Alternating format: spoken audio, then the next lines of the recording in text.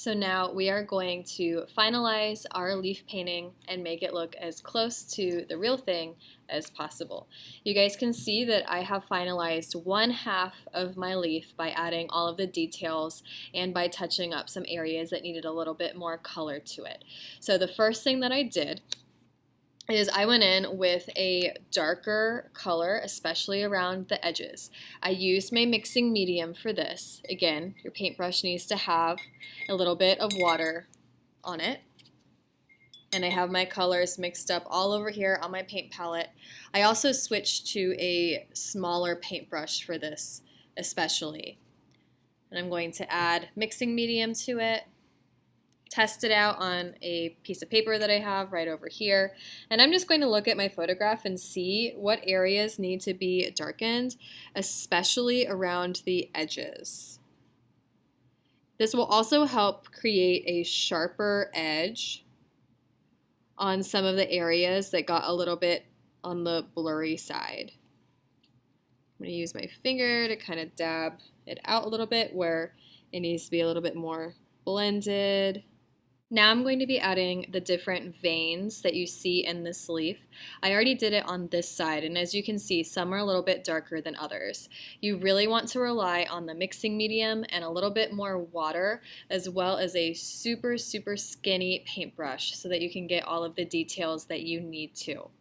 Definitely test out what it looks like on your scrap piece of paper to the side. And then look very specifically at your photograph and add in those veins where they need to go.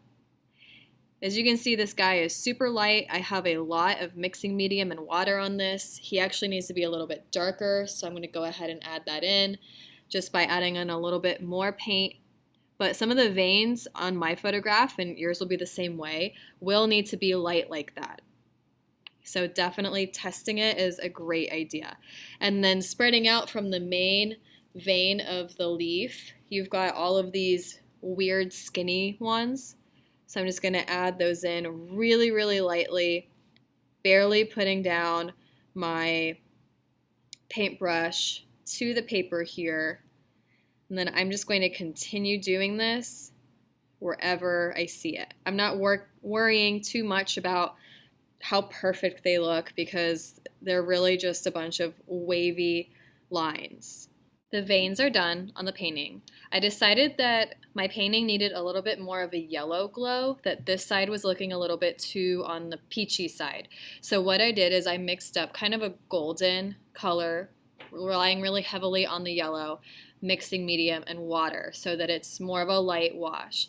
And all I'm doing is I'm going to go around and I'm adding this around the veins that I just put on and anywhere where I think it needs a little bit more of a yellow tone. The very last thing I'm going to do now that the veins are done, the wash is done, and I think it's looking pretty accurate compared to my photograph, I'm going to add any last tiny little details. For this leaf, there are a bunch of little dots all around.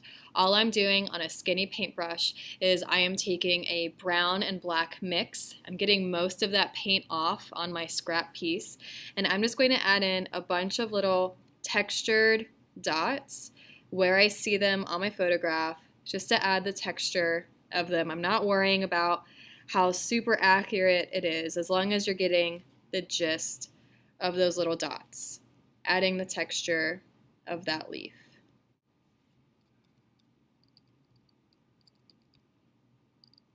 Alright guys, once you add in all of those final details, then you are done with your painting.